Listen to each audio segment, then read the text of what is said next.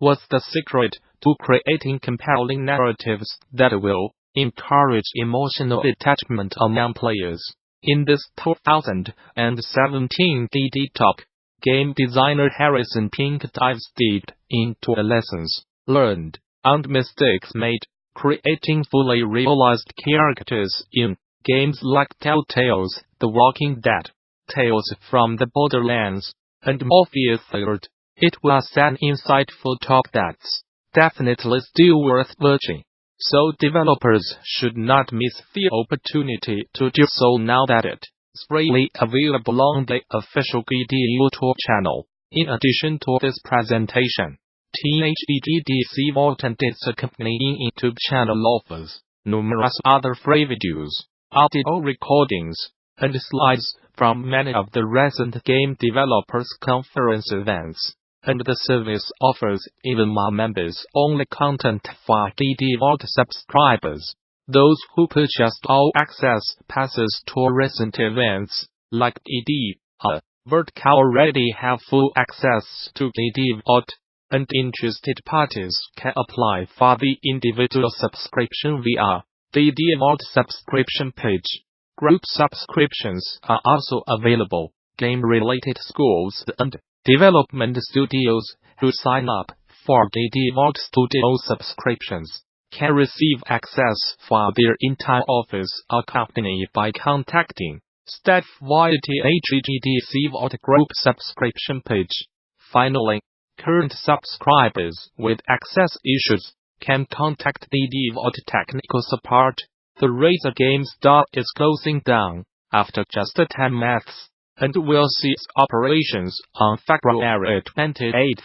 The digital storefront was opened by Razer in April 2018 and sold keys for existing platforms like Steam and Play. The marketplace also offered exclusive Razer discounts and Razer Silver rewards that could be redeemed against other games and peripherals. Razer did not specify exactly why it has decided to turn its back on the storefront, simply explaining the decision is part of its wider realignment plans. All games purchased through the Razer Game Store will still work after the closure, while pre-orders will also be fulfilled. What's more, all Razer Silver earned through Game Store purchases will still be valid and can be used to redeem rewards after the store has shut down. You can find out more about the closure by checking out the Razer Game Store FAQ, presented by Do Games, which handles porting across all major platforms. Matthew Tymiski told and founder Steve Longhurst is technical director, Do Games. In recent years, we have witnessed the reimagining of the bedroom coder boom of the 1980s into professional independent games development, made possible by the ubiquity of excellent games engines and tools. With support from the burgeoning services, industry, and creative maker movements, it's clear that these days, it's possible to do what you love. Create games and with a bit of luck, make game dev a sustainable business partly by porting your games to multiple platforms. Indies are of course capable of handling porting by themselves, but there is a significant investment required, likely several months per platform, with each platform having distinct tools, requirements for certification, release processes and architectural differences to learn. Consider what the opportunity cost of this could be. In this article, we will take a look at some of the areas that are important on such a journey, whether you choose to tread the path by yourself or with a development partner like us. Do Games itself draws many parallels to the indie developers seeking to make games their full-time job. Created by Matthew Tye in 2016, Do represents his efforts to create a sustainable business in the game industry. Since 2016, we have been helping small developers and publishers release their titles on console, offering porting, code development, and technical assistance packages in various shapes and sizes. We also found released 5 titles across all major platforms, including Xbox, PlayStation 5, Switch, mobile and desktop, with many exciting projects in the pipeline this year.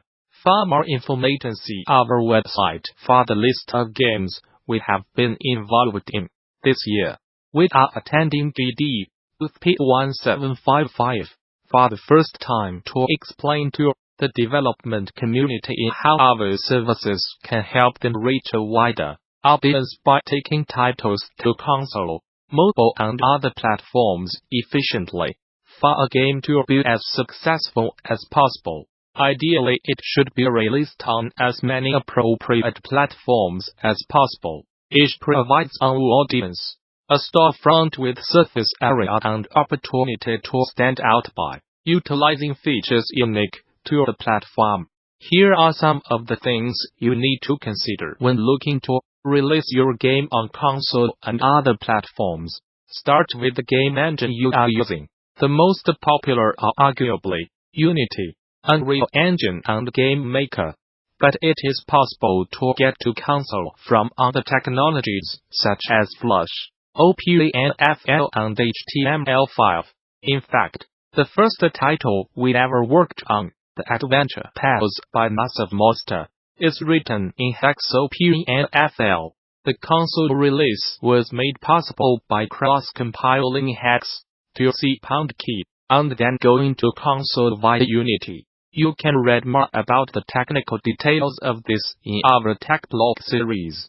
Another thing to consider is any tooling or plugins you are using within your engine of choice. There are many excellent paint for assets and plugins, as well as amazing things available in the open source world. But can you find out if all are suitable for all the platforms you want to target? For example, you may use a third-party component to render wonder in your game. But do you know what trade-offs there are when you come to do so on a mobile device? If you take something that is open source, how feasible is it that you or the community could update the code if you see problems on different platforms? While all platforms now have tremendous compute and CPU power that was unimaginable years ago, desktops are still a long way ahead in many respects, and sometimes in areas you do not expect. For example, how often do you need to optimize for disk performance? How many of your target devices have SSDs or storage as fast as a desktop?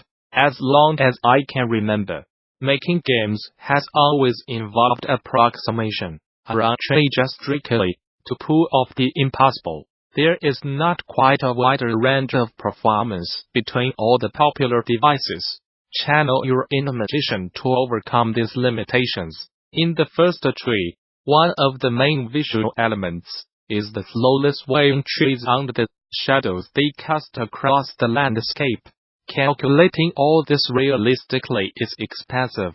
However, an approximation via a shadow proxy gives a very similar effect with a valuable performance gain. This was essentially a billboard shadow animated with the shader to sway in the wind. The application of this onto the Unity terrain used was also a place for further gains. The subject of a future blog post with shadow proxies, with real-time shadows. A few other things to consider. Once you have picked your toolset and are furiously coding your masterpiece, what other things should you consider while developing your game, other than PC? In most, if not all of the other platforms you will be looking to target, there will be some level of exposure to native development.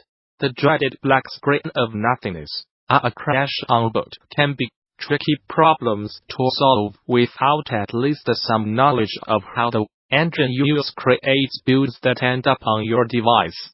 In at least one of our projects, we have ended up debugging on a x86 assembly in order to track down a problem. Make sure you know how to set up the debuggers for your target platforms and do not be tempted to survive only on console logging. Accounting for differences in your target platforms can be particularly interesting. During the release of the Adventure Tales, we had a particularly strange, but potentially fairly common example. On certain platforms, the locale system follows regional conventions, for decimal encoding more closely and therefore uses a comma instead of a period as the decimal separator. This seemingly insignificant change can cause any data encoded as text to be parsed incorrectly when the user's device is set to certain languages.